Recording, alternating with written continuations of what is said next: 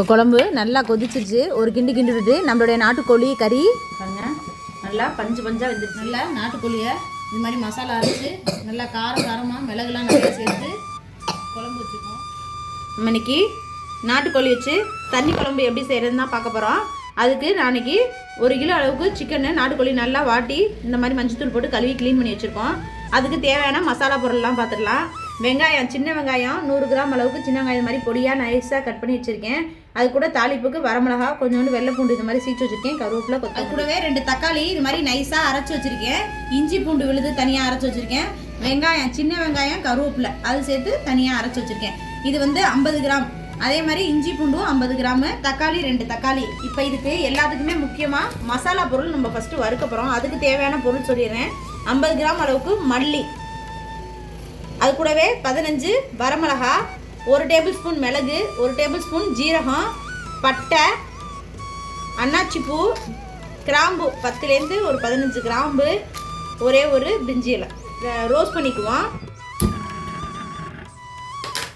இப்போ கடாயில் ஒரு 1/2 டேபிள் ஸ்பூன் அளவுக்கு மட்டும் எண்ணெய் சேர்த்துக்குவோம். இப்போ கடாய் நல்லா சூடாயிடுச்சு. அது கூட ஃபஸ்ட்டு நம்ம எடுத்து வச்சுருக்க பட்டை, ஒரு அன்னாச்சிப்பூ, ஸ்டார் பூ, அன்னாசிப்பூ, கிராம்பு, மல்லி, ஜீரகம் இது எல்லாத்தையுமே வந்து நல்லா ரோஸ்ட் பண்ணிக்குவோம். இப்போ நம்ம எடுத்து வச்சுருக்க வரமிளகாயும் சேர்த்துக்குவோம்.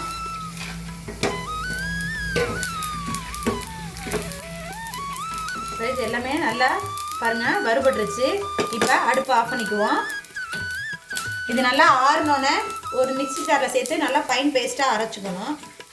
இந்த மாதிரி தட்டில் கொட்டி நல்லா ஆற விட்டுக்குவோம். அடுப்பில் ஒரு கடாய் வச்சாச்சு. அடுப்பை வச்சுக்குவோம். இப்போ கடாய் வந்து நல்லா சூடாகட்டும்.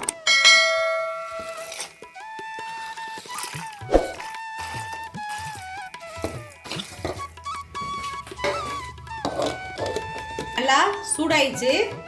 இப்போ நம்ம செக்கில் ஆட்டினா நல்லெண்ணெய் ஒரு 100 கிராம் அளவுக்கு எண்ணெய் சேர்த்துக்குவோம்.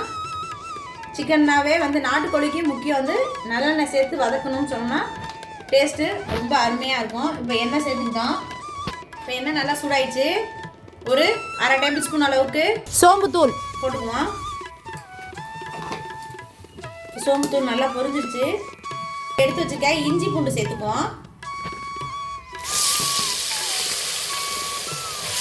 இது நல்லா வதக்கிக்குவோம்.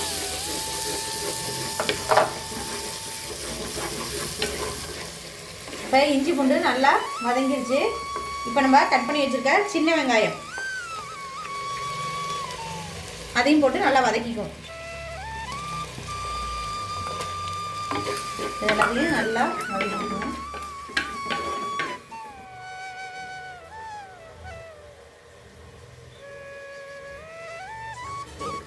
வெங்காயம் நல்லா வதங்கிடுச்சு. இந்த ஸ்டேஜில் நம்ம கிள்ளி வச்சுருக்க வரமிளகாயை அது கூட சேர்த்துக்குவோம்.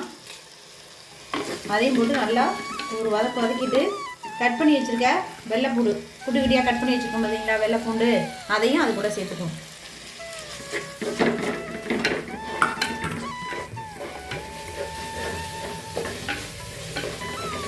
எல்லாமே வெங்காயம் எல்லாமே நல்லா வதங்கிடுச்சு. இஞ்சி பூண்டெல்லாம் பச்சை வாசம் நல்லாவே போயிடுச்சு. இந்த ஸ்டேஜில் நம்ம அரைச்சி வச்சுருக்க தக்காளியை அதோட சேர்த்துக்குவோம். தண்ணி குழம்பு இந்த மாதிரி நம்ம அரைச்சி சேர்த்தோம்னா குழம்பு டேஸ்ட்டு ரொம்பவே அருமையாக இருக்கும். அதுக்காண்டி தான் தக்காளி எல்லாமே வந்து அரைச்சிட்டோம். நல்லா வதங்கி எண்ணெயெல்லாம் பிரிஞ்சு வருது பாருங்கள். இப்போ இந்த ஸ்டேஜில் நம்ம வறுத்து அரைச்சி வச்சுருக்கோம் பார்த்தீங்களா மசாலா, அதையும் சேர்த்துக்குவோம். நான் வந்து கரெக்டாக 1 கிலோ அளவுக்கு எவ்வளோ மெஷர்மெண்ட் போடணும்னு சொல்லி அளவு சொன்னேன். அதே அளவு போடுங்க, கரெக்டாக இருக்கும்.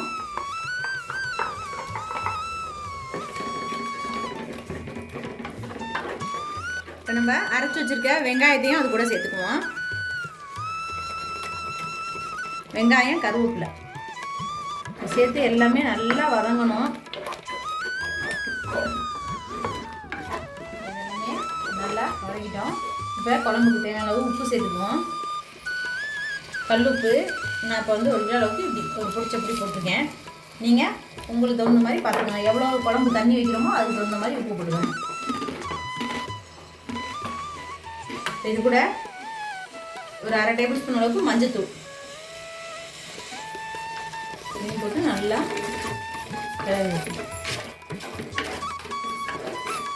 இப்போ மசாலா மஞ்சத்தூள் எல்லாமே வந்து நல்லா வதங்கிருச்சு எண்ணெயிலே. இப்போ வந்து வதக்கிட்டோம். இப்போ நம்ம சிக்கன் எடுத்து அதோட சேர்த்துக்குவோம்.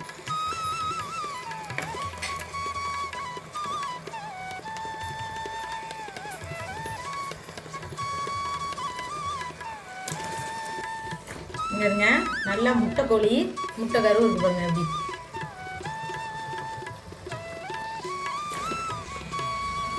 இப்போ இது எல்லாமே நல்லா மசாலாவோட ஒன்று சேர மாதிரி நல்லா கிளறி விட்டுக்கணும்.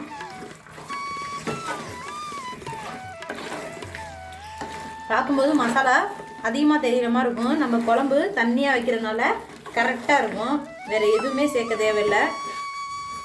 இதே மாதிரி நீங்களும் ட்ரை பண்ணி பாருங்கள். ரொம்பவே அருமையாக இருக்கும் டேஸ்ட்டு. நம்ம ஏற்கனவே வந்து வீடியோவில் நாட்டுக்கோழி குழம்பு இன்னொரு மெத்தடில் செய்கிற மாதிரி போட்டிருக்கேன். நம்மளோட ஐக்கானில் செக் பண்ணி பாருங்கள், உங்களுக்கு தெரியும். பாருங்கள், நம்ம எதுவுமே தண்ணியெல்லாம் ஊற்றலை. இந்த மசாலாலே வந்து கறியை போட்டு நல்லா வதக்கிட்டோம். இப்போ இந்த அளவுக்கு நல்லா வதங்கிடுச்சு. இப்போ நம்மளுடைய மசாலாலாம் சிக்கனில் நல்லா ஊறிடுச்சு.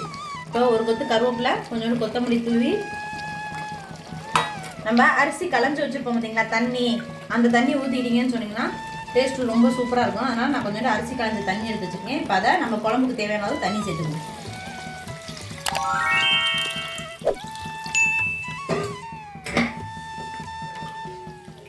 இது எல்லாத்தையுமே நல்லா ஒரு கிளறி விட்டுருவோம். இது கிட்டத்தட்ட வந்து கோழி வந்து நமக்கு 20லேருந்து 25 நிமிஷம் ஆகும் நல்லா வேகிறதுக்கு. இப்போ வேகட்டும். குழம்புல கரெக்டாக தண்ணிக்கு உப்பு இருக்கான்னு பார்த்துக்கோங்க.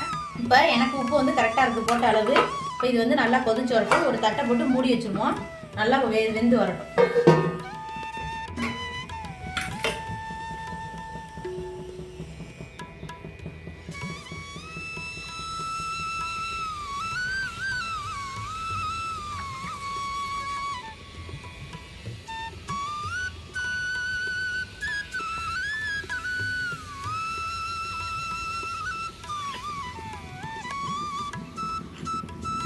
இப்போ கிட்டத்தட்ட நமக்கு ஒரு 1/2 மணி நேரம் ஆயிடுச்சு. நல்லா கொதிச்சு வருது பாருங்கள். எண்ணெயெல்லாம் ஓரத்தில் பிரிஞ்சு வந்துருக்கு பாருங்கள். எண்ணெயெல்லாம் குழம்பு நல்லாவே பிரிஞ்சு வந்துருச்சு. இப்போ வெந்துருச்சான்னு பார்ப்போம். பாருங்கள், நல்லா பஞ்சு பஞ்சாக வெந்துருச்சு. அவ்வளோதான், நம்மளுடைய நாட்டுக்கோழி தண்ணி குழம்பு ரெடி ஆயிடுச்சு. இப்போ இது கூட கடைசியாக கருவேப்பிலை, கொஞ்சம் கொத்தமல்லி அதை தூவி நம்ம இறக்கிடலாம். இப்போ அடுப்பு ஆஃப் பண்ணிக்குவோம்.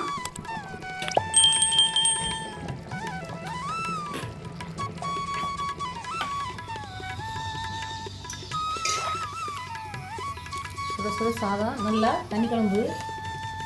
தம்பிக்கு நல்ல சளி, சரியான சளி. அதுக்கு தான் நல்லா நாட்டுக்கோழியை இது மாதிரி மசாலா அரைச்சி நல்லா காரமாக மிளகுலாம் நிறைய சேர்த்து குழம்பு வச்சுருக்கோம். குழந்தைங்களுக்கு சளி பிடிச்சிருந்துச்சுன்னா இது மாதிரி நல்லா செஞ்சு கொடுத்தீங்கன்னு சொன்னீங்கன்னா சளியெல்லாம் நல்லா போயிடும். நல்லா காரசாரமாக சூப் மாதிரி இருக்கும்.